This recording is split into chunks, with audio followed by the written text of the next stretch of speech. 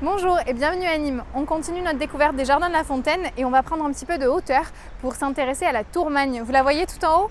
Allez, c'est parti!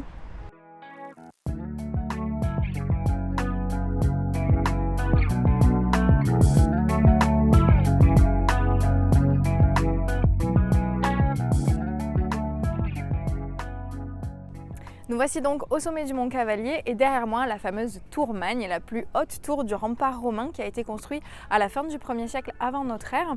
Cette tour, elle est assez impressionnante, c'est pour ça qu'on l'appelle la Tourmagne. À l'origine, elle faisait 36 mètres de haut. Aujourd'hui, on est à 32,50 mètres environ et le rempart romain entourait la ville de Némosus avec une superficie assez importante puisqu'on est quand même sur un rempart de près de 7 km de long.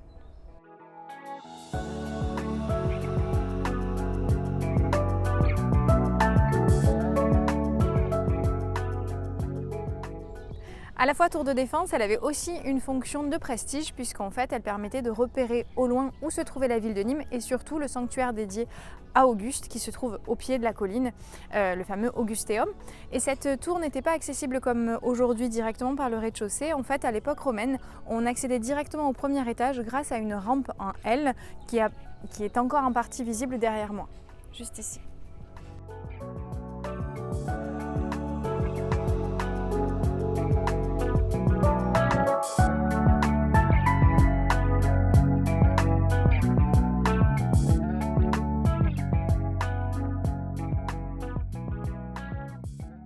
Nous voici au cœur de la Tourmagne. Ce grand espace vide correspond à l'emplacement d'une tour antérieure édifiée par les Gaulois et autour de laquelle les Romains s'étaient appuyés pour édifier leur grande tour.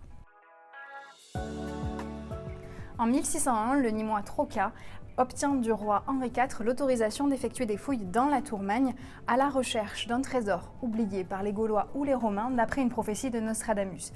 Il décide donc d'excaver tout le rez-de-chaussée et aujourd'hui il ne reste que l'espace vide laissé par l'emplacement de l'ancienne tour gauloise qu'il a complètement vidé de l'intérieur de la Tourmagne.